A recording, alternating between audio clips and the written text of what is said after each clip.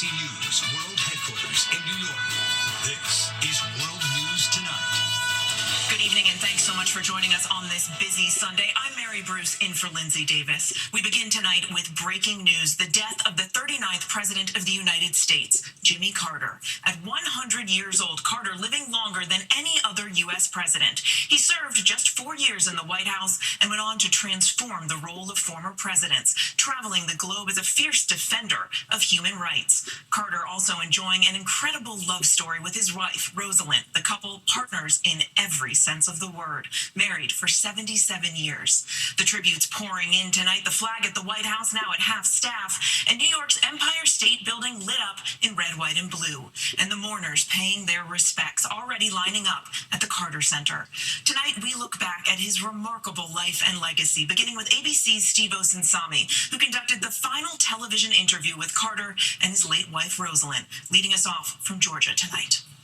Former President Jimmy Carter had just celebrated his 100th year on this earth and had been long retired to his small country home in Plains, Georgia, about 3 hours south of Atlanta. He died peacefully this afternoon, surrounded by his family on a Sunday.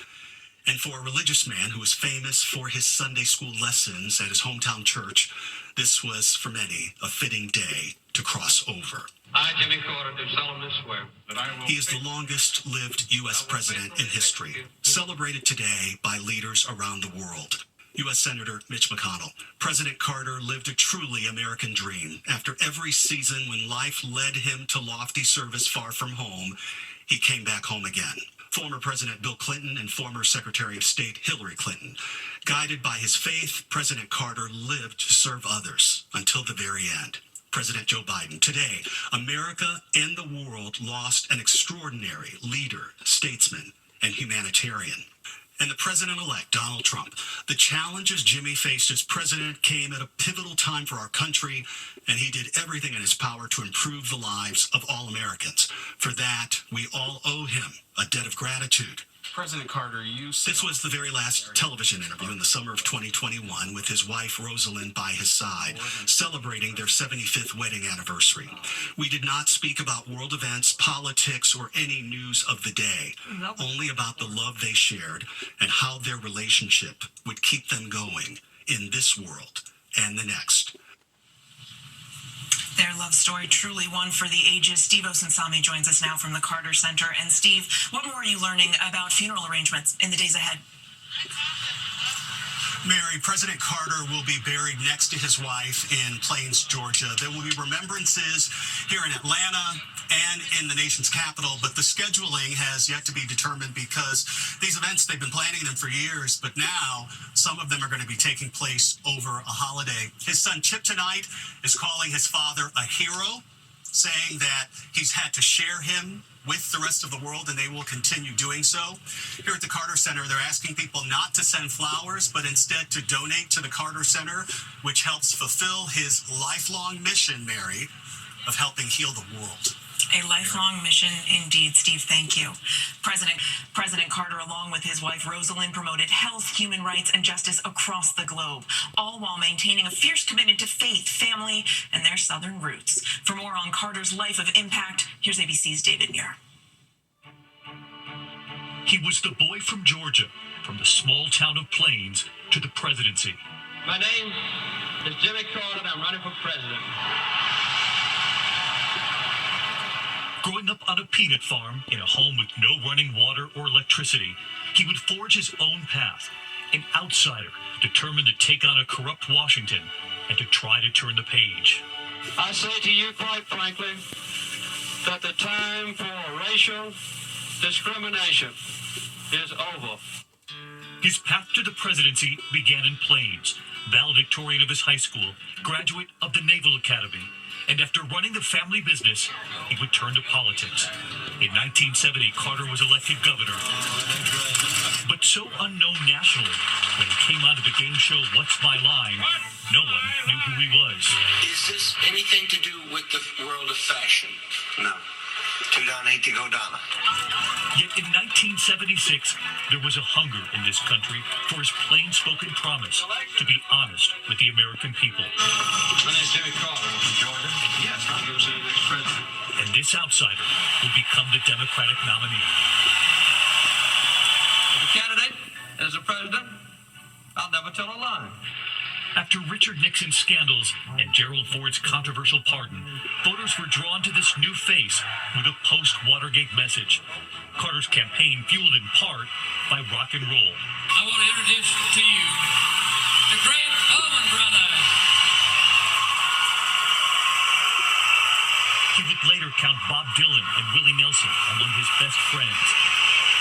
And it would all help launch a relative unknown to victory. ABC now projects Carter is the winner with 272 electoral votes.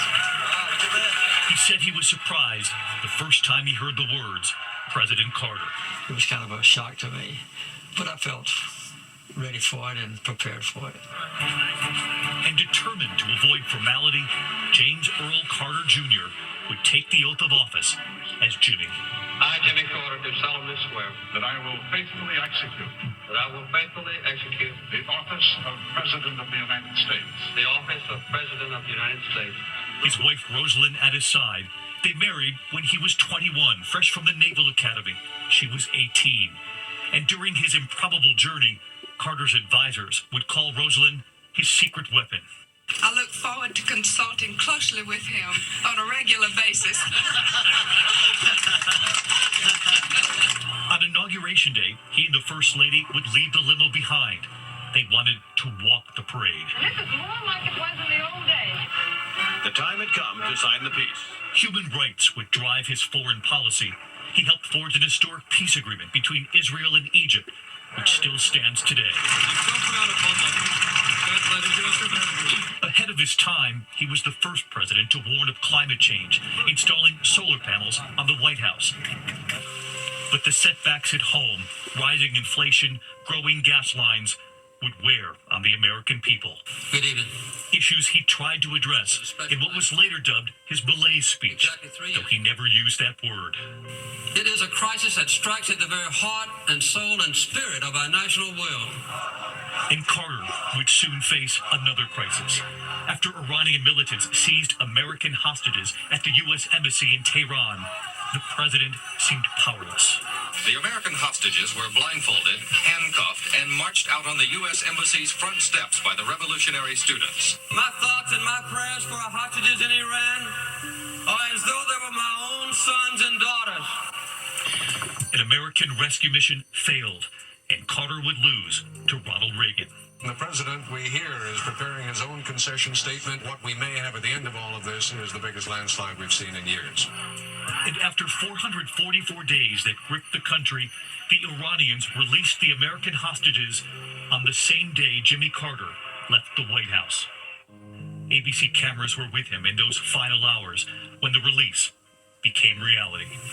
Right on, man. That's great. That's great. I think that was the happiest day that I've ever had. Not in laying down the burdens of the presidency, which I did not want to do, but in just knowing that those hostages were freed. Carter was just 56 when he left the White House, unsure how he would define his future. We didn't know what we were going to do the rest of our lives, and we decided to take on projects that no one else wanted to do. But Carter would redefine the modern post-presidency. He worked with Habitat for Humanity. And through the Carter Center, he traveled the world with Rosalind to eradicate disease, monitor elections, and to promote human rights. All work that won the former president the Nobel Peace Prize in 2002. We can choose to alleviate suffering. We can choose to work together for peace. He would famously travel commercial, shaking hands with passengers. But no matter how far he traveled, his home was always his farm in Tiny Plains, Georgia. In August of 2015, he revealed skin cancer, melanoma, had spread to his brain. I've had a wonderful life. I've had thousands of friends, and I've had an exciting and adventurous and gratifying existence. But now I feel, that it's in the hands of God, whom I worship, and I'll be prepared for anything that comes. But his faith and his strength would carry him through. and crowds would still line up at the tiny Baptist church in Plains, Georgia, for the former president, where he would return to teach Sunday school, just as he had for decades. Let them know what Christ means to you. Those lines a poignant tribute to a president who may be most admired for what he did after he left office. It's been the best part of my life since I left the White House, but I really have been both gratified and honored and pleased. I'm excited to be the president of a great country. The Carters had recently marked 77 years of marriage, and in recent days after the former president lost the former First Lady Rosalynn Carter, he was determined at 99 and in hospice to be there to honor his wife. He went to the church in a new suit that had been made for him, wearing a blanket over his lap with the image of his late wife. The two of them were always a team, a shared purpose, a shared kiss. Jimmy Carter often said marrying Rosalynn was the pinnacle of his life, more than any presidency. Staying with me all this long has been the most wonderful thing in my life. He's pretty wonderful in my life, too.